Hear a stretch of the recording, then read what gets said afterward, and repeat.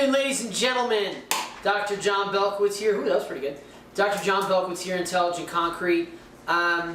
We're diving into this Colloidal Silica week with Math Monday. Pew, pew, pew.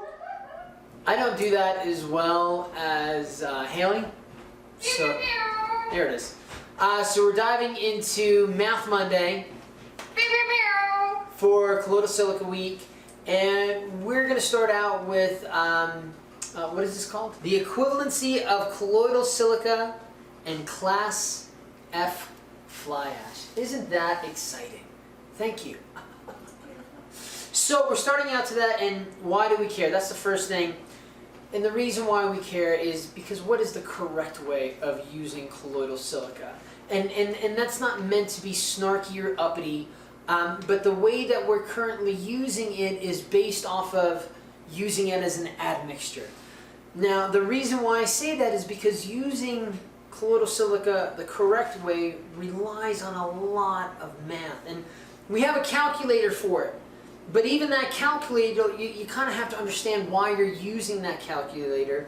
And the math in that right there is so much more difficult than using colloidal silica, which is a liquid additive, in fluid ounces per hundredweight, just giving a recommended dosage. Still get the intended service life and durability and cement efficiency and strength. Whatever you need, you still get that across, but you're getting away from all the hard math that you have to do. And that's the conflict. That's the, looking at the surface area requires that four-letter word, and I don't think a lot of us recognize that math is a four-letter word, because every time somebody says in our industry, hey, you got to use math on that, you can hear that Darth Vader sound effect, that that sigh, that long sigh, because nobody likes doing the math. So again, I don't mean that to be disrespectful, but this is going to require, I say it's a lot of math, it really isn't that bad. It's gymnastics with algebra. So let's get into that, and you'll see that the resolution to this and using colloidal silica, it's not that bad once you fully understand that. And we're going to dive into an example. So let's first start out with our baseline, and we're going to be doing a voiceover thing with like animation and shit, and stuff, sorry. Okay, so our baseline. So what we're going to start out with are a few definitions. We're looking for surface area. Okay, and when I say surface area, I mean that instantaneous surface area of our either class F fly ash or our nano-sized silica in a universal dispersion or colloidal silica. So when I say surface area, first we have to assume a certain particle geometry. So the particle that we're talking about is a sphere, and with a sphere we have a surface area equation which is 4 pi radius squared. And the reason why I say surface area, instantaneous silica surface area, is because silica becomes soluble when it's in a solution of 12.5, or when it's a solution that has a pH of 12.5 or greater. Concrete, normally in the best case scenario, we got 9.5 to 10.5, and if we go on up to 12.5, we actually have problems. So we're not really going to react with any silica that is not, exposed or there for instantaneous reaction. So we're only going to count that stuff. And when I say silica surface area, we also have to take into account the purity, whether or not there's contaminants on the surface, if it's a byproduct like coal combustion residue, like class F fly ash, or if it's a manufactured product that has only 98% silica purity, or let's say has a modification, and because that modification only has a 50% silica purity. And we have a video on that will be linked below if you want to learn more. Oh, we have a whole bunch of videos below. So, I mean, this is pretty exciting for us. This was Haley's idea, and when she said it, it was like that, no duh. Like, oh, like we've done a video like that, and of course we hadn't done a series of videos as Haley had, come up with. Anyway, so we got the surface area equation. We're talking about that instantaneous silica surface area, not below the subsurface. We went over the solubility, the pH of concrete, what the silica surface area means, and now let's get into our fly ash. I think that's where we're at, right, Haley? Mm-hmm. So here's our actual example. So our first example is going to be with Class F fly ash. It's stipulated by ASTM-C 618. It's what we use here in Colorado to create our concrete that is stronger and lasts longer and is of course more durable. So when I say 20%, it would be 20% replacement of your total cementitious. So we're going to say 20% replacement. We're going to do everything in European, so kilograms per cubic meter. So we're back at it! Had to figure out some of the math there, sorry about that. Head got wrapped up in a few other things. So we're going to give you an example. We're going to start out with 20% Class F fly ash with total cementitious of 600 pounds. That comes out to 120 pounds per cubic yard for our 20% replacement. What tricked me up before is I couldn't remember how we got the surface area of the fly ash, and that was something that we actually got measured from a live version. So we got a 0.42 on our meters squared per gram of our surface area. So with that, we take 120 pounds per cubic yard, convert it into grams per cubic yard, which gets off a little weird, but we'll end up converting it and it'll work out in the end. So we multiply that then by our surface area, which is our 0.42 meters squared per gram.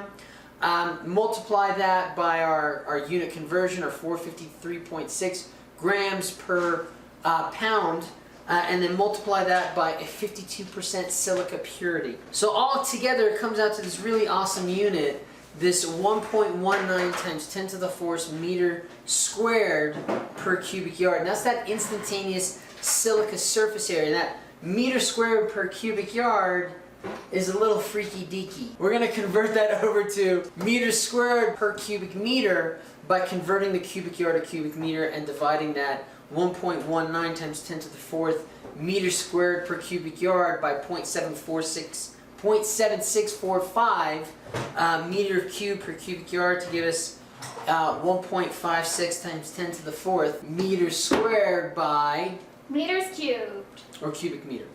Now, if I did that Euro style, I would first convert my 600 pounds per cubic yard of total cementitious to kilograms per cubic meter, and that would be by dividing it by 1.6855, and that gives me 356 kilograms per cubic meter of total cementitious. I'm still using my 20% replacement, so that gives me 71.2 kilograms per cubic meter. For my instantaneous silica surface area, I multiply that 71.2 kilograms per cubic centimeter by 0.42 meters squared per gram by another 1,000 grams per kilogram, and then by my 52% to give me 15,615 meters squared per cubic meter. Funny enough, if you take our original number and you divide it by, as we found before, it converts over to 1.56 times 10 to the 4th meters squared per cubic meter. Dang, we are good. So now that we have our instantaneous silica surface area, we're basically going to go back and figure out how much of our colloidal silica do we need. Now, what you desperately need to know is the surface area. If you don't have the surface area, if you only have the particle size distribution and the mean particle size, you can always use a conversion. There's a wonderful paper written by, or set of papers written by Ralph Eiler. Ralph. You know, he wrote a textbook called The Chemistry of Colloidal Silica or something like that. It is one of the best books for this. So within that he tells you, hey, if you know your average particle size, you take 2727, divide it by your average particle size, it gives you your meters squared per gram. So if we assume 3 particle distributions, so these are 3 different liquid dispersions with 3 different particle sizes, 3 to 5 nanometer, 9 to 11 nanometer, and a 45 to 47 nanometer with 682 meters squared per gram, 273 meters squared per gram, and 59 meters squared per gram, you're going to end up getting or needing 22.9 grams per cubic centimeter, 57.2 grams per cubic centimeter, and 265 grams per cubic centimeter for a given batch. And what I need to figure out, son of a biscuit, is what is that in percentage? So, okay, 0.0229 divided by 356 times 100 gives us 0.006% for a 3 to 5 nanometer, 0.02%, so that's 0.7, say 5%. So those numbers that I gave you, they come out to be, to get the equivalent amount of 20% of a class F fly ash, you need, of a 3 to 5 nanometer distribution, you need 0.006% of a 3 to 5 nanometer particle, 0.02% of a 9 to 11 nanometer particle, and 0.75% of a 45 to 47 nanometer particle. Now here's the rub. It's hard to get that low of a dosage in the back of a ready mix truck. You can do that in a lab, but when it comes down to it, you really need to bump that up an order of magnitude. So instead of using 0.006, you would use 0.06.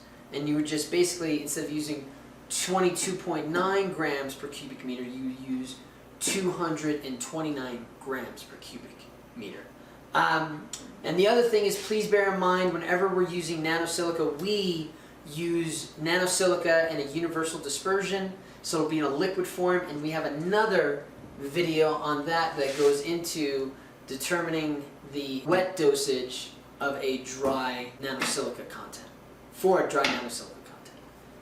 How did I do? Great. Yeah? Sorry. Thanks for watching. Don't forget to like and subscribe. There's a lot of math in that. Ding that bell for notifications. Go concrete. Was it beat asphalt? But there's so much math. It's okay. That's what I was saying. You know, there's a lot of math in that. That's why it's, I love it. Please, but. Okay, bye.